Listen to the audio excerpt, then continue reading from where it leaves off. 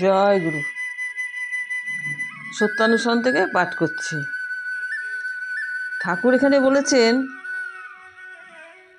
তুমি নিজে সহ্য করো, কিন্তু যে পারে না তাকে সাহায্য করো। ঘৃণা করো না, সহানুভূতি দেখাও, সাহস দাও। তাহলে এখানে বলছি, তুমি নিজে সহ্য করো, কিন্তু যে পারে না তাকে সাহায্য করো। আগে নিজে সহ্য করাটা কি? দেখেন, আপনাদের বা আমাদের প্রত্যেকের অনেকের মধ্যেই কিছু না কিছু বিপর্যয় থাকে, কিছু না কিছু ভালো মন্দটার কথা বলছি না, যেহেতু সহ্য করার কথা বলছে, খারাপটা বা বিপর্যয়ের কথা, হ্যাঁ, বা বাধা বিপত্তির কথাই এখানে বলতে হয়। অনেকের মধ্যেই আছে এগুলো, বা সেই পরিস্থিতির আমাদের শিকার হতে হয়। এবং সেই থেকে রক্ষা পেতে গেলে যারা নাকি এই ধর্মপথে থাকে, তারা কিন্তু সেই পরমপিতার আশ্রয় নিয়ে বা পরমপিতাকে স্মরণ করে তারা কিন্তু সমস্ত বাধা বিপত্তি বলুন বা ঝড়ঝঞ্ঝা যাই বলুন না কেন, তা এগিয়ে যেতে পারে। মনের জোর করে তারা সাহস নিয়ে এগিয়ে যেতে পারে, বা বাধা বিপত্তির থেকে তারা, ঝড় বিপত্তি আসলেও, সমস্যা আসলেও তারা মানে এগিয়ে যেতে পারে, থেমে যায় না। তা অনেক সময় দেখা যায় যে যে যারা নাকি এই ধর্মপথে থাকে না বা কিছু না, তাদের পক্ষে একটু সমস্যা হয়।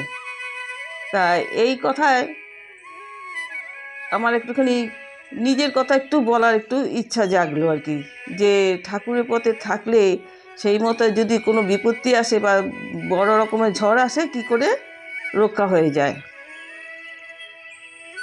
আমার অনেক দিন আগেকার ঘটনার কথাই বলছি, আমার বিয়ের অনেক আগেরকার ঘটনা। আমার বাবা হসপিটালে ছিলেন। তা আমি ডিটেলসে যাচ্ছি না। তা আমি আর কি আমার বাবাকে আনতে যাব বলে আমি একেবারে স্থির প্রতিজ্ঞ। তা আমি এই প্রতিজ্ঞাবদ্ধ হয়ে আমি ঠিক যাচ্ছি, বাসে করে যাচ্ছি। যেতে যেতে এখন শুধু আমি, যেহেতু আমি এটা মনের প্রতিজ্ঞা নিয়েছি যে আমি বাবাকে নিয়ে আসবো, বাবা ছুটি হয়ে গেছে, বাবাকে নিয়ে আসবো, একাই নিয়ে আসবো, সেই কারণেই আমার ওই আর কি মনের মধ্যে ওই একটা ছিল। সারাক্ষণ আমি যতটা রাস্তা আমি গেছি, বাস বলেন, রাস্তাঘাট যেখানে গেছি না কেন, প্রতিটা মুহূর্তেই আমার শুধু ঠাকুরকে আমি প্রার্থনা করে গেছি বা ঠাকুরকে মনে ডেকে গেছি। আর তখন যেন আমার একটা ভেতর থেকে কি একটা, ঠাকুরের মূর্তিটা এত হাসি খুশি, এত উজ্জ্বল মনে হচ্ছিল, খুব ভালো লাগছিল। তাই আমি ভাবলাম যে তাহলে বাবাকে বোধহয় নিয়ে আসতে পারবো। কিন্তু এইটা যে এই মোড় যে অন্যদিকে যাবে, সেটা কিন্তু আমি বুঝতে পারিনি। ওই জন্যই বোধহয় ঠাকুর এরকমভাবে হাসছিল আমার এই মনের এইটা দেখে।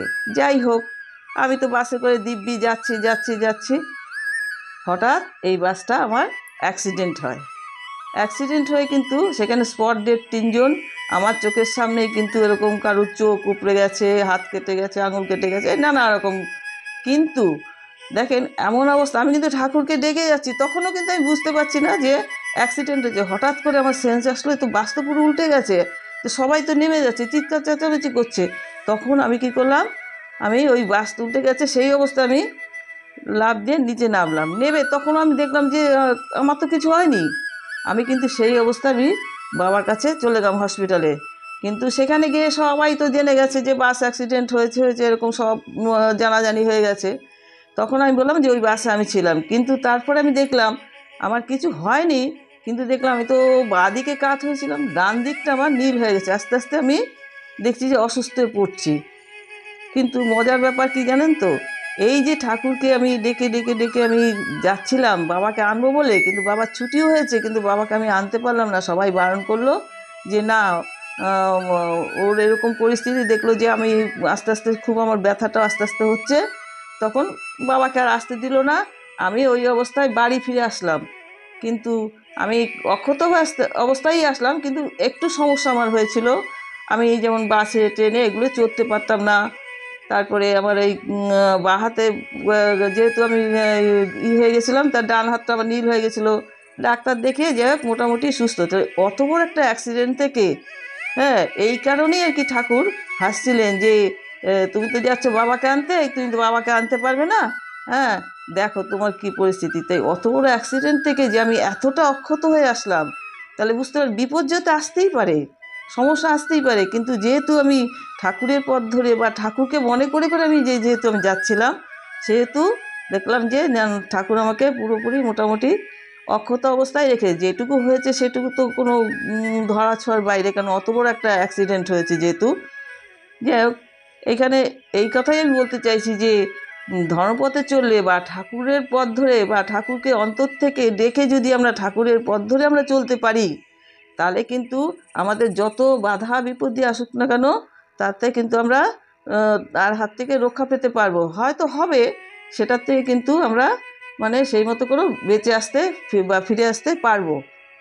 তা এখন ঠাকুর বলেছে যে তুমি নিজে সহ্য করো, তাহলে আমি যদি যদি ঠাকুরের পথে থাকি, তাহলে আমি যদি সহ্য ক্ষমতা আমার বেশি থাকবে ধর্মপথে থাকলে। কিন্তু যে পারে না তাকে সাহায্য করো, তাকে ঘৃণা করো না। তাহলে যে পারে না বলতে হয়তো তার ধর্ম সম্বন্ধে কোনো ধ্যান ধারণাই নেই, হ্যাঁ, তখন সে দেখা যাচ্ছে যে সে তাহলে ওই পথে তো যেতে পারছে না বা ওই চিন্তা ভাবনা করতে পারছে না। তার হয়তো দেখাচ্ছে এমন বাধা বিপত্তি বিপর্যয় আসছে, সে আর একেবারে যেন এতটাই হয়ে যাচ্ছে যে সে তার নিজের জীবনটাকেও করতে চাইছে না, বাঁচাতে চাইছে না। হ্যাঁ, তখন তাকে ঘৃণা না করে তার সহানুভূতি দিয়ে তার পাশে তখন আর কি আমাদের যারা নাকি আমরা এই ঠাকুরের পথে চলেছি বা ধর্মের পথে চলেছি, তাদেরকে বোঝাতে হবে যে তুমি কিন্তু ভুল চিন্তাভাবনা করছো। তোমার কিন্তু এই ভুল চিন্তাভাবনায় চললে হবে না। তুমি করো, ঠাকুরের নাম করো, ঠাকুরের পথে তুমি ঠাকুরকে এক মন এক চিত্তে তুমি তাকে অন্তর থেকে তাকে ডেকে দেখবে, তার পথে চলো, ধর্মপথে চলো, দেখবে তোমার কোনো বিপত্তি বা বাধাই তোমাকে সমস্যা ফেলতে পারবে না।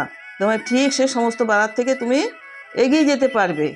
সেই কথাতেও আমার আর একটা ঘটনার কথা আমি বলছি। আমি আমি যেখানে আগে থাকতাম সেখানে একজন প্রতিবেশী, তাকে দেখেছিলাম যে এরকম খুব মানে তার স্বামী তাকে তাড়িয়ে দিয়েছে, মারধর করছে। সে কিন্তু নিজেই দেখাশোনা করেই বিয়ে থা করেছিল। তখন সেও একজন আর কি ওই পাড়ার আরেকজনকে সে খুব ভালোবাসতো, তার কাছে গিয়ে বসে থাকতো, নানা রকম গল্প আদি করতো, কান্নাকাটি করতো। কিন্তু শেষ পর্যন্ত সে বলছে যে আর আমার এই জীবন রাখার কোনো ইচ্ছা নেই। তখন কিন্তু ওই ভদ্রমহিলা কিন্তু তাকে মানে এত সুন্দরভাবে করে তাকে বুঝিয়েছে যে তুমি এটা ভুল পথে যাচ্ছ। তাকে একটা কি করলো, তাকে সেই বললো যে তুমি যাকে ভালোবাসো, যেই ঠাকুর বা যাকে তুমি খুব ভক্তি শ্রদ্ধা করো, তুমি দিনরাত তার প্রার্থনা করো, তাকে মনে করো, তাকে স্মরণ করো, এটা বললো, তাহলে দেখবে তোমার সমস্যা কেটে যাবে। আর একটা কি দিল, একটা সূর্যের গায়ত্রী মন্ত্রটা বললো, এটা প্রতিদিন সকালে তুমি পাঠ করো। হ্যাঁ, তাহলে তার কি হলো, তার ব্রহ্মাস্ত্র হচ্ছে এটাই যে সে যাতে নাকি ঠাকুরের পথে হাঁটতে পারে, ঠাকুরের পথে হেঁটে বা ঠাকুরের চিন্তা ভাবনা করে যদি চলে, তাহলে তার যে বিপদগুলো আসছে সেই বিপদ থেকে সে রক্ষা পাবে।